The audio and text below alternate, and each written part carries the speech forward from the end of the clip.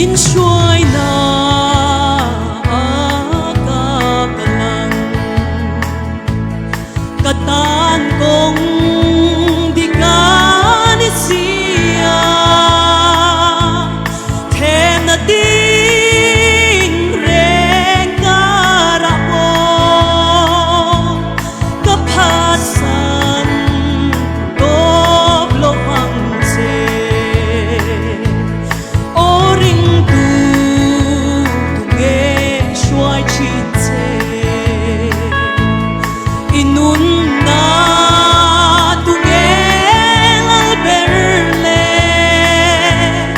kal thu nga lovin ni CHANCHIN ang nu le thun se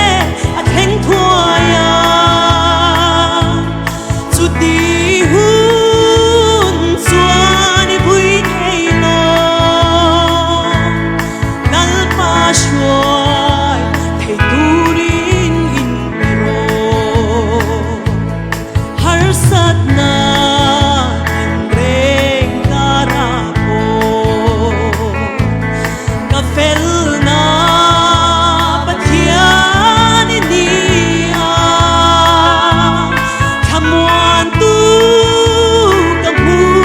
lo changi min thamuan ṭhin tu a di si oring tu tunge hruai ṭhin se inun na tunge lal berle nal thu nga lovin ni CHANCHIN ang nu le thun se at heng thuaya chu ti hun chuan i pui thei lo nal pa hruai thei turin in pero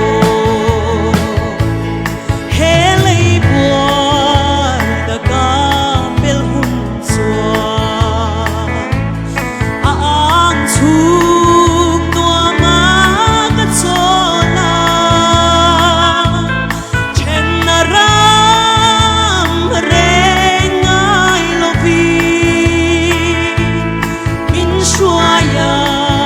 van ram then thingi oring tu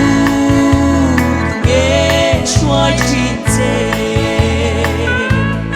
inun na tunge lal berle kal thu nga lovin ni CHANCHIN ang nu le thun se at heng thuaya chu ti hun chuan i pui thei lo nal pa hruai thei turin in pero har sat na din reng thuaya po ka fel na pathian ni a thamuan tu ka mu lo changi min thamuan ṭhin tu a di si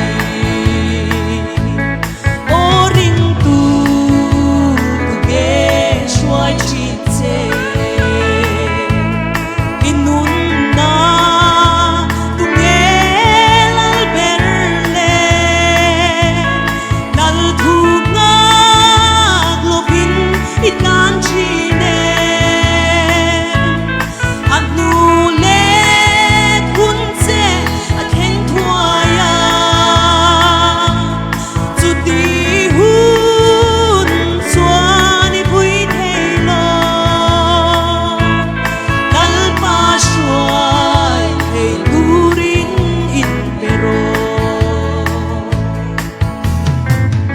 nal pa hruai thei ring tu kan ni theu thei na nal pan kan za taman mi som sakro se